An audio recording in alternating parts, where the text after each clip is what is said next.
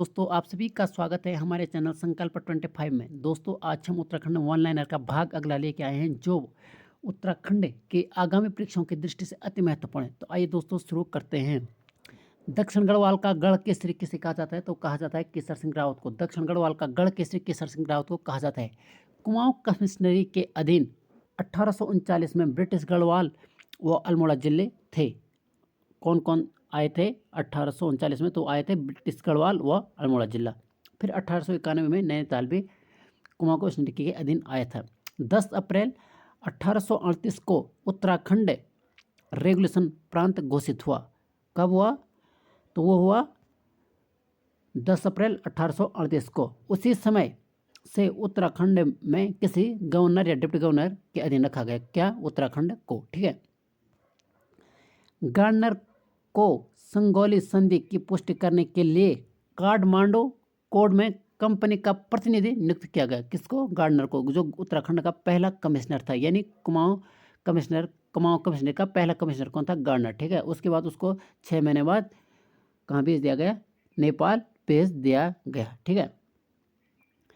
Trail ने sticker sketch of Kumaon नामक पुस्तक लिखी। किसने लिखी? ट्रेल ने स्टिकर स्केच ऑफ कुमाऊं। ठीक है। 1816 में अल्मोड़ा व श्रीनगर के मध्य डाक सेवा का शुभारंभ किया गया। किसके कार्यकाल में किया गया? तो ये भी ट्रेल के कार्यकाल में किया गया था। क्या? डाक सेवा अल्मोड़ा व श्रीनगर के मध्य। ये परीक्षा की दृष्टि से अति महत्वपूर्ण है।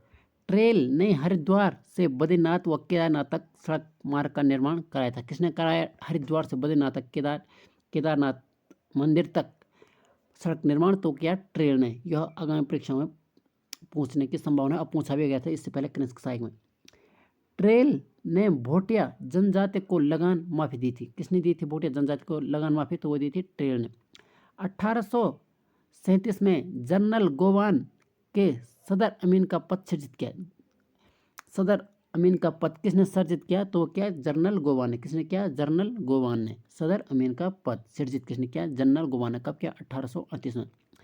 हेलिट बैटन के काल को कुमाऊं का स्वर्णिम युग कहा जाता है। किसके काल को कुमाऊं का स्वर्णिम युग कहा जाता? तो कहा जाता है हेलिट बैटन के। किसके? हेलिट बैटन के।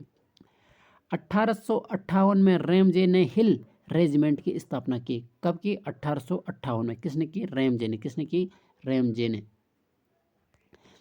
नैनीताल को स्कूली शिक्षा का केंद्र बनाने का मुख्य श्रेय हेनरी रैमजे को जाता है। नैनीताल को जो मुख्य शिक्षा का केंद्र बनाया तो किसको जाता है? यह श्रेय हो जाता है हेनरी रैमजे को। किसको? हेनरी रैमजे को। ठीक है दोस्तों, किसको जाता है? हेनरी रैमजे को।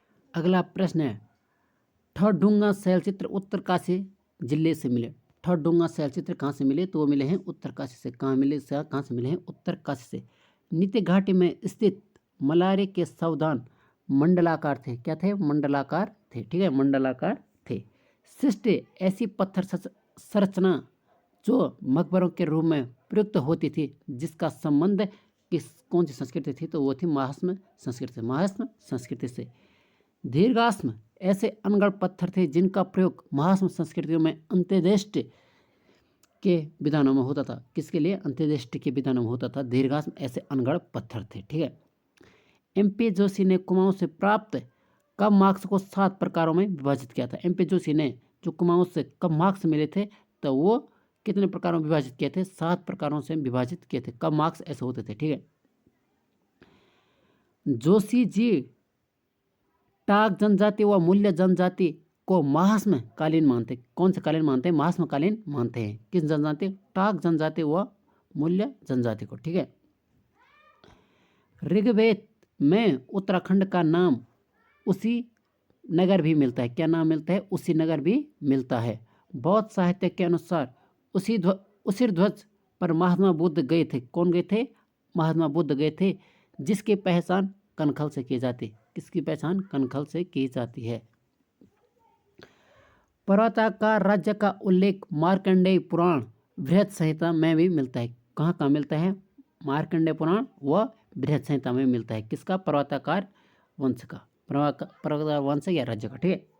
केदारखंड में मंदाकिनी को क्षीर सागर कहा गया है। केदारखंड जो है, जो ग्रंथ है, उसमें मंदाकिनी नदी को क्या कहा जाता है? क्षीर सागर कहा जाता है। क्षीर सागर कहा जाता है। पश्चिमी रामगंगा और राहट वाहिनी नाम से जाना, जो पश्चिमी रामगंगा है इसको किस नाम से जाना जाता है केदारखंड में, तो हो जाता है राट वाहिनी। किस नाम से? राट वाहिनी।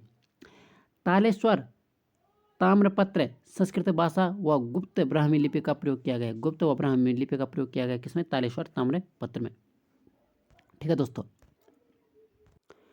पौरव वंश के सभी मंत्रियों के लिए राजमात्य का प्रयोग किया जाता था। राजमात्य शब्द का प्रयोग किया जाता था सभी मंत्रियों के लिए। ठीक है, तालेश्वर ताम्रपत्र में राजकुमार के लिए प्रयुक्त शब्द है तो वो क्या है? राजपुत्र। क्या शब्द है? राजपुत्र।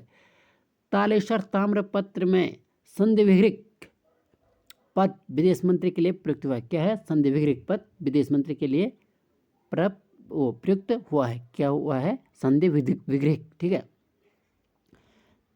तालेश्वर ताम्रपत्र में द्विरपति पद लेखक वर्ग का प्रधान होता था। कौन सा पद? तो वो होता था द्विरवती। जो द्विरपति पद होता था वह लेखक वर्ग का प्रधान होता था। जो विष्णुवर्मन के ताम्रपत्र का लेखक द्विरपति तो कौन था? होता धनपत थे। कौन थे? धनपत थे। कौन थे? धनपत। ठीक है, कत्यूरी शासन में राज देवारिक पद महल का प्रहरी होता था। कौन होता था?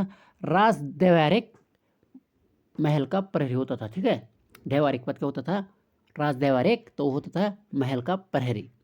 कुलसारी अभिलेख में जद बलदेव शासक का नाम मिलता है। कुलसारी अभिलेख में किस शासक का नाम मिलता है? तो वो मिलता है जत बलदेव का। किसका? जत बलदेव का नाम मिलता है। कार्तिकेयपुर वंश के मंत्री परिषद के लिए राजमात्य शब्द का प्रयोग होता था। किस शब्द का? राजमात्य शब्द का प्रयोग होता था। ठीक है, पांडुकेसर लेख में कुमार मात्य शब्द का प्रयोग हुआ है, जो राजकुमार का मंत्री होता था।